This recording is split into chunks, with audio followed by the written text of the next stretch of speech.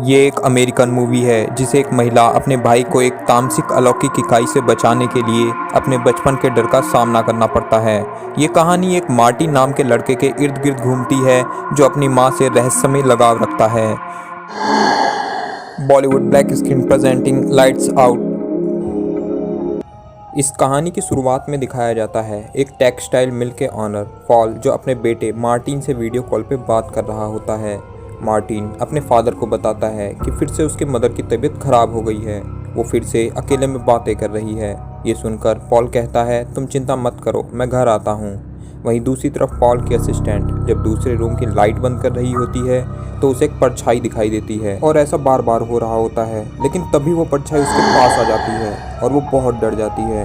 तब वो पॉल के पास जाती है और कहती है उसने वहाँ कुछ देखा, लेकिन पॉल उसकी बात को ज़्यादा सीरियसली नहीं लेता और उसे घर जाने को कहता है। अब पॉल भी अपना काम खत्म करके निकलने वाला होता है, तभी उसे भी वहाँ वो साया दिखाई देता है। वो समझता है उसकी असिस्टेंट अभी तक घर नहीं गई, लेकिन तभी वो साया उस पर अटैक कर देता है जिससे पॉल के पैर पर जख्म हो जाता है और धीरे धीरे वो साया उसके पास आ रहा होता है। तभी पॉल को रियलाइज होता है कि वो साया सिर्फ अंधेरे में ही दिखाई देता है। फिर पॉल अपनी जान बचाते हुए अपने ऑफिस की तरफ भागता है और तभी पूरे ऑफिस की लाइट चली जाती है और तभी कोई ऑफिस का दरवाजा खोलने की कोशिश करता है, लेकिन जब दरवाजा खुलता है तो वहाँ कोई नहीं होता।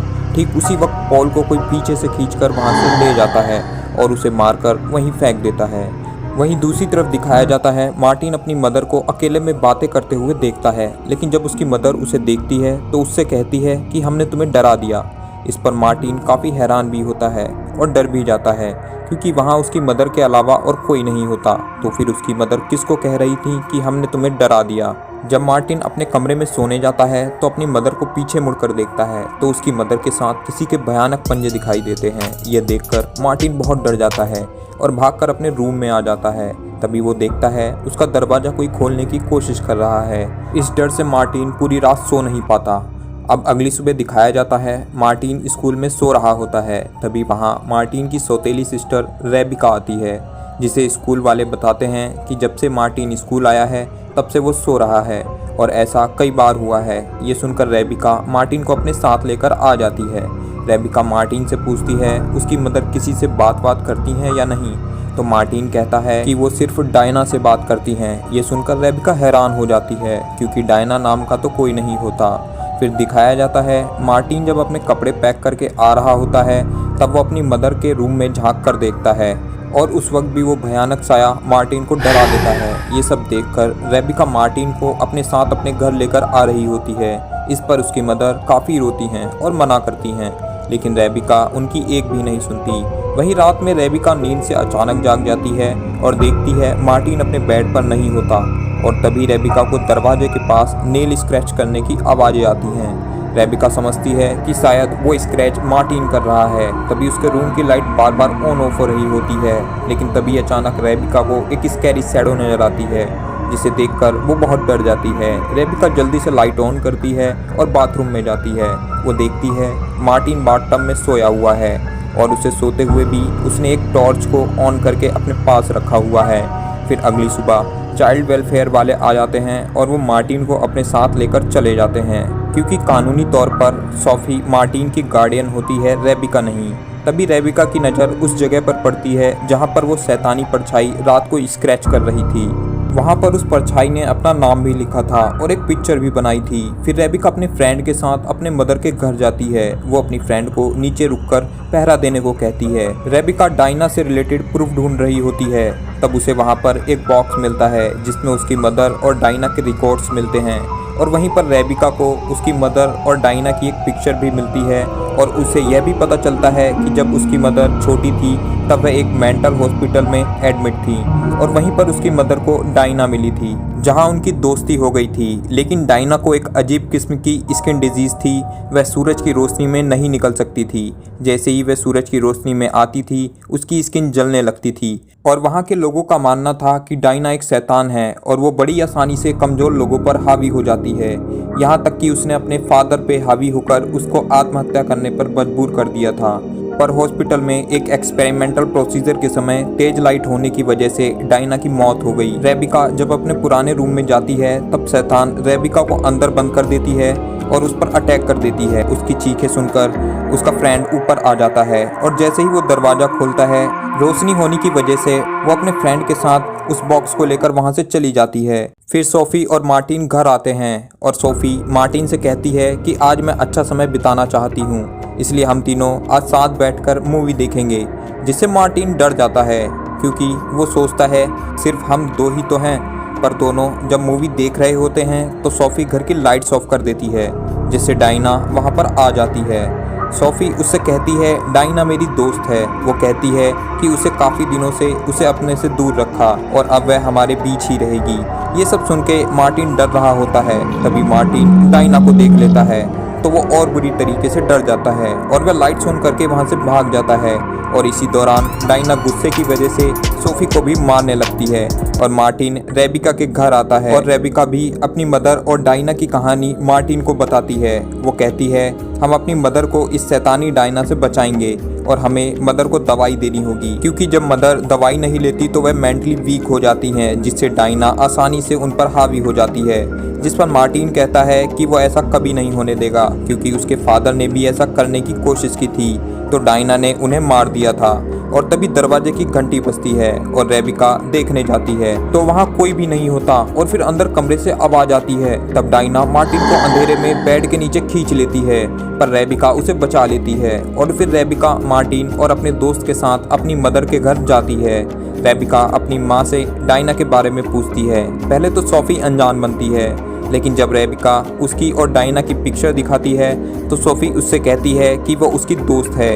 इसके बाद सोफी और रेबिका में काफ़ी बहस होती है और सोफी अपने कमरे में चली जाती है। रेबिका मार्टिन को अपने साथ ले जाने की बात करती है पर मार्टिन जाने से मना कर देता है। वो कहता है मदर को उसकी ज़रूरत है। रेबिका और ब्रेड भी वहीं रुक जाते हैं। रेबिका घर की सारी लाइट्स ऑन करके उन पर टेप लगा देती है ताकि लाइट्स कोई बंद ना कर सके और वह एक्स्ट्रा लाइट्स भी लगा देते हैं। उनकी माँ बहुत परेशान होती है। वो रेबिका के हाथ में चुपके से एक कागज पकड़ा जाती है। जब रेबिका कागज को खोलती है तो उसमें लिखा था आई नीड हेल्प। तो उसे पता चल जाता है कि उसकी माँ मुसीबत में है, तभी डायना से बचने के लिए मदद मांग रही हैं। रेबिका मार्टिन को दिलासा देती है कि सब ठीक हो जाएगा। वहीं रात में डायना पूरे घर की पावर को काट देती है, जिससे पूरे घर में अंधेरा हो जाता है। तभी रेबिका की आंख खुल जाती है। वो लाइट्स चेक करने बेसमेंट में जाती है और फ्यूज को देखती है। दूसरी तरफ मार्टिन की भी आंख खुल जाती है। वह अंधेरे को देखकर डर जाता है और एक मोमबत्ती जलाकर रेबिका को ढूंढता है। तभी वहाँ डायना आ जाती है। वह मार्टिन को घसीट कर ले जाती है। तभी मार्टिन मोमबत्ती को डायना के सामने घुमा देता है, जिससे डायना उसे छोड़कर भाग जाती है। तभी मार्टिन रेबिका के पास चला जाता है जो बेसमेंट में फ्यूज ठीक कर रही होती है। जैसे ही दोनों बेसमेंट से बाहर जाने लगते हैं तभी डायना दरवाज़ा बंद कर देती है। वो दोनों ब्रेड को मदद के लिए बुलाते हैं। ब्रेड दरवाज़ा खोलने ही वाला होता है कि डायना उस पर हमला कर देती है, जिससे उसके हाथ से टॉर्च गिर जाती है और अंधेरे में डायना उसे मारने ही वाली होती है कि ब्रेड अपने फ़ोन की लाइट ऑन कर देता है, लेकिन डायना उसका फ़ोन तोड़ देती है। तभी ब्रेड घर से बाहर की तरफ भागता है। इस दौरान डायना उस पर दोबारा हमला करती है, पर इस बार ब्रेड अपनी गाड़ी की हेडलाइट ऑन कर देता है, जिससे डायना वहां से चली जाती है और ब्रेड भी गाड़ी लेकर चला जाता है। वहीं सोफी भी उड़ जाती है और वह समझ जाती है डायना उसकी दोस्त नहीं है, वह उसके बच्चों को नुकसान पहुंचा रही है। तभी वहां डायना आती है और सोफी उससे कहती है कि वो उसके बच्चों से दूर रहे, जिस पर डायना सोफी को डराने की बहुत कोशिश करती है, लेकिन वो नहीं डरती। सोफी जब अपनी दवाई लेने जाती है तभी डायना उसे मारती है और उसका सर एक टेबल से टकरा जाता है और जिससे सोफी बेहोश हो जाती है। दूसरी तरफ दोनों भाई बहन बेसमेंट में आग जलाकर रोशनी करते हैं। वहाँ सामान में मार्टिन को एक यूवी लाइट मिलती है। रेबिका वो लाइट लेकर अंदर चली जाती है, जहाँ जाकर उसे पता चलता है कि डायना वहीं बेसमेंट में ही रहती है, क्योंकि वहीं हमेशा अंधेरा रहता है। रेबिका को वहाँ एक मैसेज भी लिखा हुआ दिखाई देता है जो डायना ने लिखा था कि अगर वो डायना और सोफी के बीच आती है तो वो उसे मार देगी। तभी डायना वहाँ आती है और रेबिका पर हमला कर देती है। यूवी लाइट्स इतनी स्ट्रांग नहीं होती कि डायना उससे डर जाती। रेबिका वहाँ से भागती है पर डायना उसका हाथ पकड़ लेती है। तभी डायना के हाथ पर लाइट्स पड़ती है और उसकी स्किन जलने लगती है। तभी दोनों वहाँ से भाग जाते हैं। रेबिका को पुलिस सायरन की आवाज़ आती है। पुलिस अंदर आकर दोनों को निकाल लेती है। तभी डायना सीनियर पुलिस पर हमला करके उसे मार देती है। रेबिका महिला को भी डायना को लाइट दिखाने को कहती है। वह उसकी बात नहीं मानती और डायना महिला पुलिस को भी मार देती है। रेबिका ब्रीड को बोलती है कि वो मार्टिन को लेकर बाहर चला जाए और खुद वो सोफी को लेने ऊपर जाती है। वहाँ पर डायना फिर से रेबिका पर बुरी तरह हमला कर देती है और उसे नीचे फेंक देती है और उसे कहती है कि वह उसे भी उसके फादर की तरह मार देगी। तब वहाँ सोफी आ जाती है और डायना से कहती है कि उससे कहा था कि वह उसके बच्चों से दूर रहे और वह डायना पर बंदूक से गोली चलाकर हमला कर देती है, जिस पर डायना कहती है उसे बंदूक से कुछ नहीं होगा, जिस पर सोफी अपने आप को शूट कर देती है क्योंकि डायना वहाँ सोफी की वजह से ही थी। अब सोफी के मरते ही डायना का भी वजूद खत्म हो जाता है और यहाँ सोफी ने अपने बच्चों की जिंदगी बचाने के लिए खुद की लाइफ को सेक्रीफाइस कर ली। इसके बाद वहाँ पर और भी पुलिस ऑफिसर्स आ जाते हैं। अब इस कहानी के अंत में दिखाया जाता है रेबिका, मार्टिन और ब्रेट तीनों हमेशा एक दूसरे के साथ रहने का वादा करते हैं और यहीं पर ये कहानी एंड हो जाती है। ये मूवी 2016 में रिलीज हुई थी। इस मूवी का बजट $4.9 मिलियन था। इसने बॉक्स ऑफिस पर $148.9 मिलियन की कमाई की थी।